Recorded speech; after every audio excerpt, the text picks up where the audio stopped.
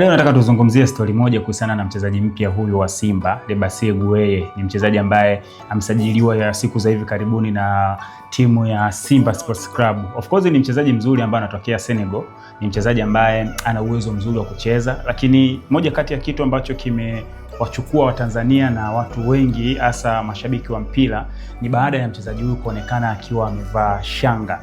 Naam, hiyo ni tamaduni za kwao kwa mujibu wa yeye mwenyewe ambavyo anaeleza kwamba yeye kuvaa shanga ni kama tamaduni zao. Na hizi shanga zilionekana katika mchezo wa kwanza kabisa ambao Simba alicheza, mchezo wa kimataifa ambao amecheza siku mbili ngapi hizi ambazo zimepita. Sasa kipindi wamecheza mchezo huo, jamaa aliingia kipindi cha pili, na kwa bahati mbaya ama tuseme bahati nzuri, sijui tuzungumziaje, lakini kamera zilimulika mwilini mwake na kubaini kuwa jamaa amevaa shanga. Sasa jana bwana, baada ya Simba kucheza na Mashujaa na Simba kuibuka na ushindi wa bao 2, jamaa yeye alihusika pia katika kufunga goli la kwanza kabisa. Na katika goli hilo ambalo yeye amefunga kulikuwa kuna katika zile harakati za moment zile za kushangilia, akaonyesha kwamba, akazungumza kwa ishara kwamba hivi ambavyo mimi navivaa mwilini ni tamaduni tu, lakini mimi namwamini Mungu. Kuna video clip ambayo imesambaa sana, hiyo ikimuonyesha jamaa huyo akionyesha shanga lakini pia akionyesha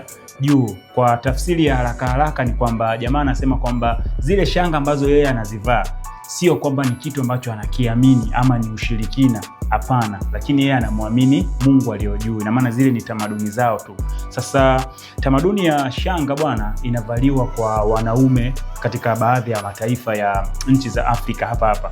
Tukizungumzia nchi kama Senegal, pia ni nchi ambayo wanaume wengi wanatumia shanga kuvaa kama ni tamaduni tu, yani kama wanavovaa kacha mikononi, kama wanavovaa bracelet. Kwa pia shanga pia wao kwao ni kama tamaduni tu za hapa na pale. Kuna zile bracelet za ambazo zinaandikwa, zile zinafumwa na uzi ambazo wanaume wanavaa.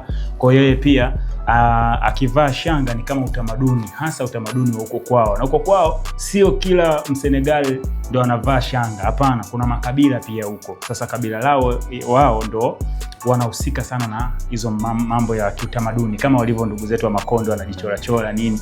Kwa wao pia ni tamaduni zao hizo kuvaa shanga. Sasa moja kati ya video ambayo watu wengi wamefurahi kuiona ni jamaa akielezea ile issue, maana mara ya kwanza watu wakawa wanasema kwamba ni AI, sio kweli, hawezi kuvaa shanga. Sasa jana akaprove kwamba hizi ambazo ninazivaa ni kama tamaduni yangu tu, lakini mimi namwamini Mungu. Sasa niambie wewe, tamaduni za kwenu zinaruhusu mwanaume kuvaa shanga, ama ulishawahi kukutana na mwanaume ambaye amevaa shanga na ulimchukuliaje? Yani kwa mara ya kwanza unamwona mwanaume amevaa shanga, ulimchukuliaje? Ama ukikutana na mwanaume amevaa shanga kwa mara yako ya kwanza, utamchukuliaje? Ama ni maneno gani ambayo utamwambia, ama kitu gani ambacho kitakujia kichwani kwa haraka?